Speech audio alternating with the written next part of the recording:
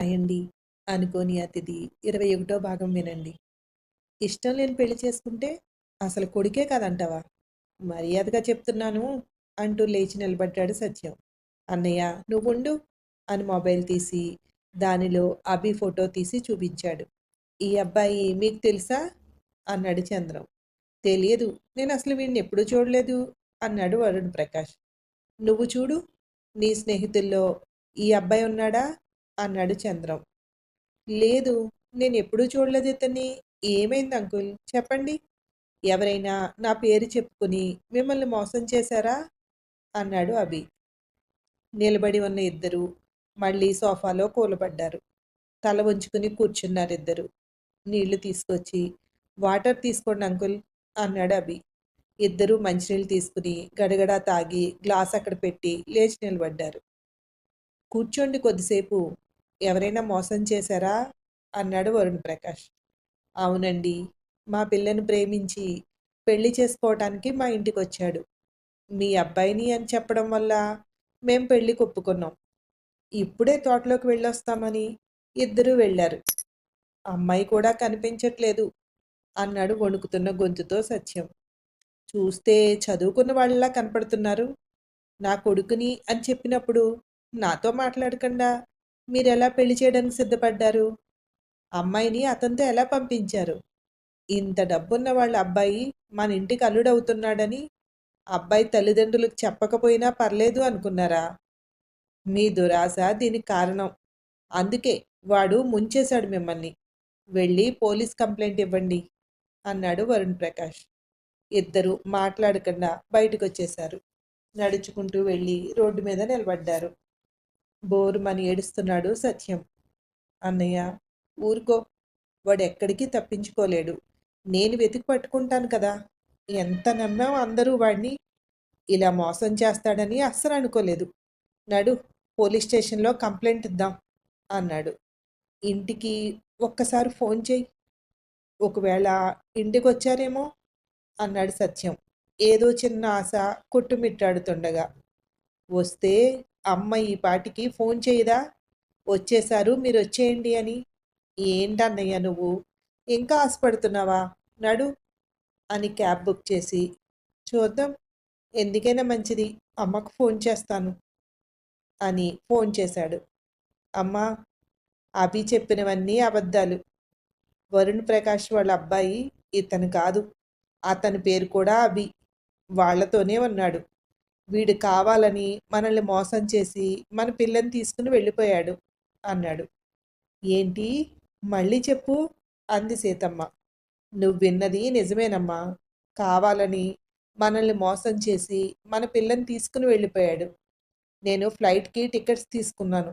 అక్కడ దిగాక మేం పోలీస్ కంప్లైంట్ ఇవ్వడానికి వెళ్తాం అన్నాడు. వద్దొద్దు. కంప్లైంట్ ఇవ్వద్దు. చూద్దాం ఒకరోజు. ఒకరోజు చూశాక అప్పుడిద్దాం.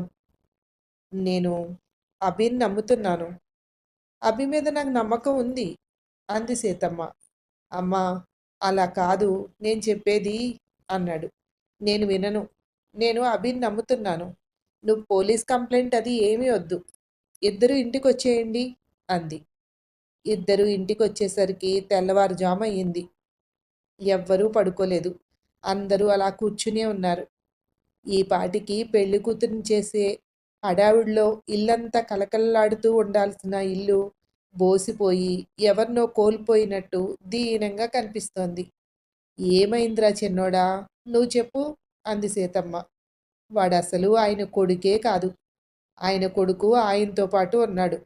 ఒక్కడే కొడుకట అన్నాడు చంద్రం. మరి అభి ఎందుకు మనకు అబద్ధం చెప్పినట్టు? సరే అయ్యిందేదో అయ్యింది. ఏం చెప్దాం అందరికీ? అబ్బాయికి ఒంట్లో బాలేదనా? అమ్మాయికి ఏదో పరీక్ష వచ్చాయనో? ఈ పెళ్ళి క్యాన్సిల్ అవుతుందని అందరికీ కబురు పంపించు.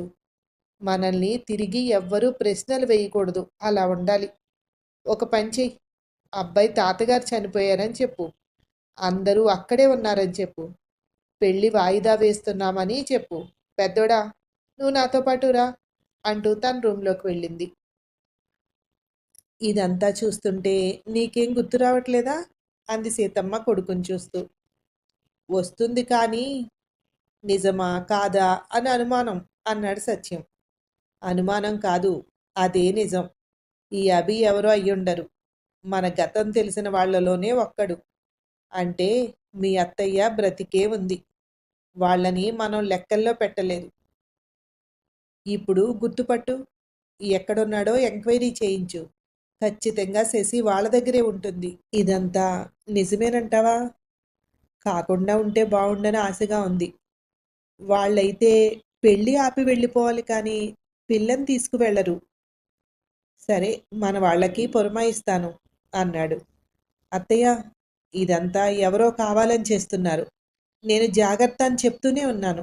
మీరు నా మాట వినలేదు. అసలు మనం చేసిన తప్పే శశిని చదివించాలి అనుకోవడం అంది సరిత లోపలికొచ్చి. ఇది నీ తప్పు, ఇది నా తప్పు అని లెక్కలు వేసుకునే టైం కాదిది. జరిగిపోయిన దాన్ని ఎలా సరిదిద్దాలో ఆలోచించాల్సిన టైం. వాడెక్కడున్నా వెతికి తీసుకొస్తా. వాడే చెప్తాడు. వాడు మీ అన్నయ్య ఫ్యామిలీకి సంబంధించిన వాడైతే మాత్రం నా చేతుల్లో చచ్చాడే అన్నాడు సత్యం. మీ అత్తయ్యకి సంబంధించిన వాడైతే వాడినిచ్చి శశి పెళ్లి చేస్తారా? ఇప్పుడు సమస్య మీకు సంబంధించిన వాడా, మాకు సంబంధించిన వాడా కాదు. పిల్లను తీసుకువెళ్ళిపోయాడు. మన పిల్ల మనకు కావాలి. ముందు చూడండి. మన పిల్లని మనకు వెనక్కి తీసుకురండి. దానికి చదువు అని పట్నం పంపించడమే తప్పంటే అది ప్రేమించిందని వాళ్ళ ఇంట్లో వాళ్ళకి చెప్పకుండా పెళ్లికి సిద్ధపడ్డారు చూడండి. మనకంటే మూర్ఖులు ఇంకొకళ్ళు ఉండరు. ఎవ్వరికి చెప్పినా మనల్నే చీ అంటారు అంది సరిత. నువ్వు కంగారు పడకు సరిత. మన శశికి ఏం కాదు. వాళ్ళు ఎక్కడున్నారో కనిపెడితే శశి అక్కడే ఉంటుంది అంది సీతమ్మ. మీరంతా చేరి నా కూతుర్ని నాకు కాకుండా చేశారు. నాకు అసలు సిటీకి పంపించి చదివించడమే ఇష్టం లేదు. ప్రైవేటుగా చదివించేవాళ్ళం కదా, ఇంట్లోనే ఉండి చదువుకునేది అంది. ఏంటి, నీ తప్పేమీ లేదన్నట్టు మాట్లాడుతున్నావు? నీ పోలికే వచ్చింది నీ కూతురికి. ఇంట్లో వాళ్ళని కాదని నువ్వు నా కూడా వచ్చినట్టే అది అభి కూడా వెళ్ళింది అన్నాడు సత్యం. అంటే అభి మీరు ఒకటేనా? అభిలాగే మీరు కూడా నన్ను మాయమాటలు చెప్పి నమ్మించి తీసుకొచ్చారా? మన పెళ్లి వల్ల ఒక అమ్మాయి జీవితం నవ్వులు పాలైంది. ఆ ఉసిరే నా కూతురికి కొట్టేసింది అంది ఏడుస్తూ సరిత. నువ్వు మాట్లాడక పెద్దోడా? ఏంటిది ఎప్పుడూ లేనిది మీ ఇద్దరూ మాట? ఏం కాదు, మన శశి మన ఇంటికి వస్తుంది. అదే నమ్మకంతో ఉండండి. నువ్వు వెళ్ళరా. నువ్వు వెళ్ళి ఆ పనులు చూడు అంది సీతమ్మ. అమ్మా, వాడు రాష్ట్రం దాటిపోయాడు. వాడి ఫోన్ కూడా తెలంగాణ బోర్డర్ దాటే వరకు ఉంది. ఆ తర్వాత అక్కడి నుండి సిగ్నల్ కనిపించట్లేదు. అంటే అక్కడెక్కడో వదిలేసి ఉంటాడు. ఇంత పగడ్బందీగా ప్లాన్ చేసిన వాడు అక్కడుండడు. దీంట్లో అభి కాదమ్మా, ఇంకా వెనకెవరో ఉన్నారు. అందరూ కలిసి ప్లాన్ చేసి తీసుకువెళ్ళారు అన్నాడు చంద్రం. నేను చెప్పేది మీ ఎవ్వరికీ అర్థం కావట్లేదు. వాళ్ళ ప్లాను శశిని తీసుకువెళ్ళడం కాదు. శశిని తీసుకువెళ్ళడమే అయితే సిటీలో చదువుతున్నప్పుడే దాన్ని అక్కడి నుండి కిడ్నాప్ చేసి తీసుకువెళ్ళేవారు. పెళ్ళి అనుకున్నాక ఆపించి తీసుకువెళ్ళరు. మీరంతా ఈ లాజిక్ ఎలా మిస్ అవుతున్నారు? ఇది చేసిన వాళ్ళు ఖచ్చితంగా మనవాళ్లే. అలా ఆలోచించుకుంటూ వెళ్తే శశిని కనిపెట్టడం ఈజీ అవుతుంది అంది సరిత. వదిన, మనకు శత్రువులు ఎవరున్నారు? అదంతా ముగిసిపోయిన గతం అన్నాడు చంద్రం. చంద్రం, నువ్వు నాతోరా అంటూ బయటికి వెళ్ళాడు సత్యం.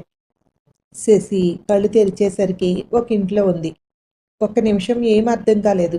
తర్వాత లేచి నిలబడింది. ఎదురుగా ఒక పెద్ద ఆవిడ కూర్చొని ఉంది. మీరు ఆ రోజు నన్ను కిడ్నాప్ చేశారు మీరే కదా? ఏంటి నన్ను తీసుకొచ్చారు? ఈరోజు నా పెళ్ళి. అభి ఎక్కడున్నాడు? మళ్ళీ కిడ్నాప్ చేశారా అంది శశి. నువ్వేమీ టెన్షన్ పడకు, పెళ్ళి వాయిదా పడిందిలే అంది అభి నానమ్మ రమాదేవి. వాయిదా పడ్డం ఏంటి?